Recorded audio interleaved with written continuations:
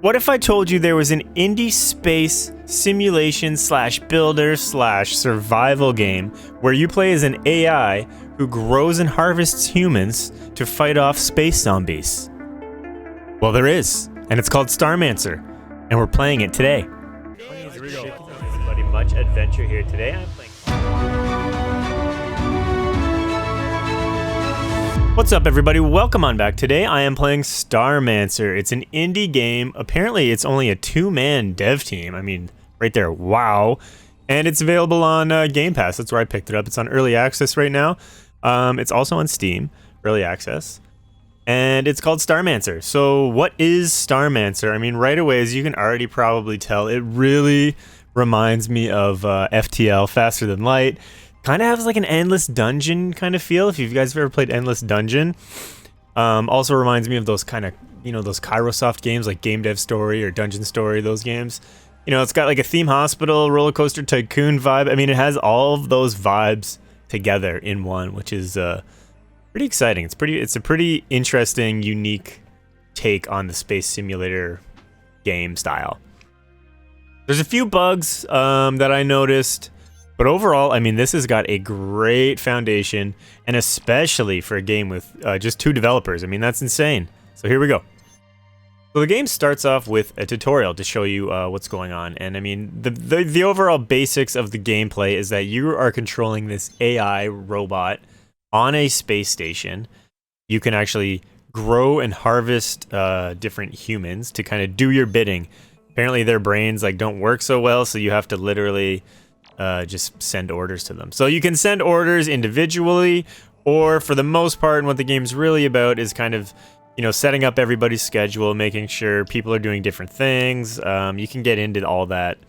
There's lots of stuff. It's very, very much like Prison Architect, where you're setting up different roles for different characters to do. So in the game, it's a survival builder simulator. You could call it all of those things, because what you do is essentially, the gameplay loop is you keep growing humans, you research humans, you grow them. They all have different stats that affect how they play in the game. You feed them, you got to make sure there's oxygen, and then they all are, they'll get bored and angry if you don't give them things like, television, recreation, that kind of thing. They need washrooms, they need to sleep. There's a whole bunch of cool simulation things in there for your humans to follow that you need to keep up with.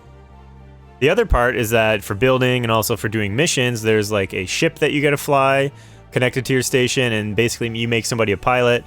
They go on all these different missions, whether or not that's mining or it could be doing contract missions. But for the most part, you'll be mining and collecting resources, bringing them back to your station, either selling them at a trader or you can use them to build different things.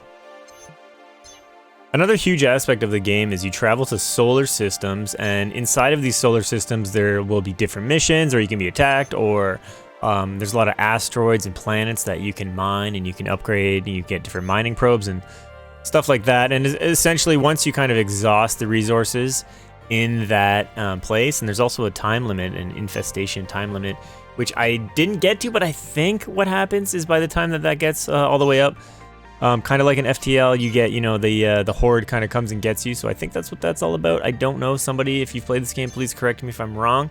But basically, you get in there, you do all the different missions, and you mine everything that you have to mine. And then you jump to a new location. And when you do that jump, it's like an RNG thing, just like Faster Than Light, where you are jumping into a new place, and then there's all new situations happening. So that's a really cool aspect of the game. And finally, to keep you on your toes in this game, there are always enemies about, and for the most part, you'll be attacked by zombies every now and then. They'll appear on the outside of your ship, and it's up to you to defeat them. There's things you can do, like you can eventually research sentry guns, or your players will hit them, just melee them down. The graphics are this great combination of like a pixel art 2D/3D style. They look really good, honestly. It's very unique, but it also looks very familiar. Like, that's why I want to say that it really reminds me of Endless Dungeon. but at the same time, it's kind of got its own unique feel and it looks really, really cool. UI-wise, everything's laid out very simply and there's very few clicks that you kind of need to do stuff, and everything's located around the screen in the UI for you to click around easy. So I'm thinking that eventually this could make for a very easy mobile port, and honestly, this would be a great mobile game in my opinion. The soundtrack I dig. I mean, personally, I love this kind of music in games. It reminds me a lot of Faster Than Light. It really does, like that kind of I don't know, 16-bit feel, Sound Blaster card, but like futuristic in a way. It's a great soundtrack. It really fits the vibe of the game, fits the atmosphere, and I never got sick of listening to it the whole time. The sound effects were good. Nothing really stood out to me as like overly cool or overly not cool, I guess you could say. Everything just fit in well in the style of the game with the graphics and just what you're doing in the game. Everything fit really well and it all made a lot of sense. One thing about the sound I noticed is that it could use more alerts and stuff like that around the ship just to help you know what's going on, like in case, you know, something's ready or something's waiting for you or that kind of thing. Some alerts in an audio way would definitely be beneficial, because once you have a whole bunch of characters moving around, doing stuff, you have it on fast mode, you can start missing some potential things. The controls were decent. They were a little hard to figure out at the start. They're kind of, I don't know if it's overly simple is a way to describe them, but there were some things left out that the tutorial didn't mention, and they kind of just took some fumbling around to figure it out. But overall, for what this kind of game is, which is like 90% your mouse, and then you use your WASD keys to move the map around, it works really well. And like I mentioned before, the UI and the controls kind of go hand in hand together.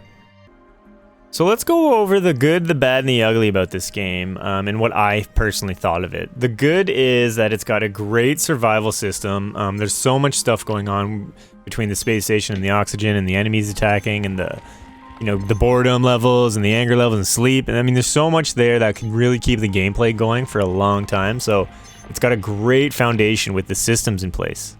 I love the style of this game too. I mean, I'm a sucker for pixel art, and I really love 3D pixel art. That low poly 3D pixel art to me is just, it's an awesome art style. It really works with indie games, and it really works with this game for sure.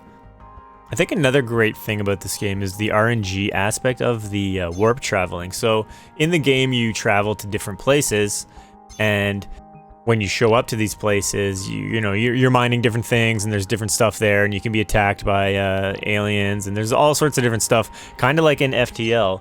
Every time you make a jump, there's something new waiting for you, right? So this is kind of slower than FTL in that you make a jump, and now there's anywhere from 8 to 10 different planets or asteroids that you can mine or do missions or whatever, and then you jump again, and that kind of refreshes, and it's all new again. So I really do think that that aspect of the game is going to make the replayability really, really great. A couple of criticisms I have for this game, and I know it's early access, and I know things are getting worked on, and I know it's only 2 developers, so these are very light criticisms. One of them is I think that the tutorial would be nice to explain some of the systems a little bit better, some of the picking up stuff, and it just overall explaining that a little bit better. I feel like there was a couple little things that were missed out and made it more confusing than it needed to be.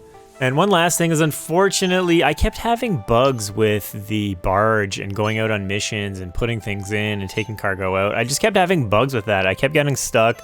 Nothing would happen. Like in one instance, I couldn't load it up because people couldn't walk in the storage area, and they couldn't pick up the items that I needed to bring on to my barge, but they could walk and pick them up if they were eating them themselves. It was very strange, and what I think is just some type of bug.